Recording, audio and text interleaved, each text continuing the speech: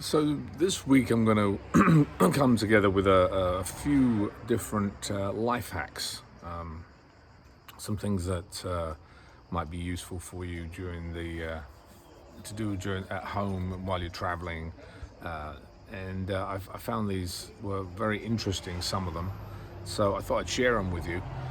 The first one is about the kitchen.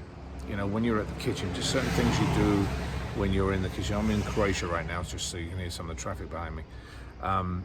So the kitchen, when you put meat away, sometimes we put meat in the freezer, right? And to put meat in the freezer, don't just stick it in the freezer. What you should do is like smash it down and flatten it out, because if you flatten it, what ends up happening is is less space in the freezer, but then when you're thawing it, it takes less time to actually thaw the meat when you actually take it out and want to use it. Okay, that's one tip. Second one was if you're using it in a microwave and you want to put things in a microwave, you know, a lot of the time you can only put one plate in there, or you're shoving the other plate in there and it doesn't turn around. What you do is you put the first plate in and then you put a mason jar or a cup of some sort and put the other plate on top of it. That way you've got two plates in there. You've got to warm it a little bit longer because it takes a little bit longer to actually warm the food, but make sure that your meat is not, or the food that you're cooking up is not too cold afterwards. If you're cleaning the microwave, sometimes we have spills in the microwave and we have things that get stuck in there because of the heat.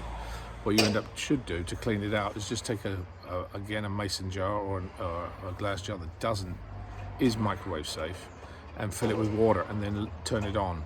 What ends up happening, the steam will evaporate inside and it will actually declog some of that material that's stuck inside the actual microwave. So that's number 4 or 3, I can't remember which. The last one, which is one of my favorites because I do it all the time when I'm cooking, and that is, you know, you put a pot to boil, I put pasta on to boil, I put other things on to boil, and a lot of the time you forget about it and the water boils over the stove. Take a wooden spoon and put it on top of the pot. That'll stop it from overflowing and it'll keep your stove nice and clean. All right, so that's number 1 today. I'm going to bring you a second one tomorrow. Hope you enjoyed them.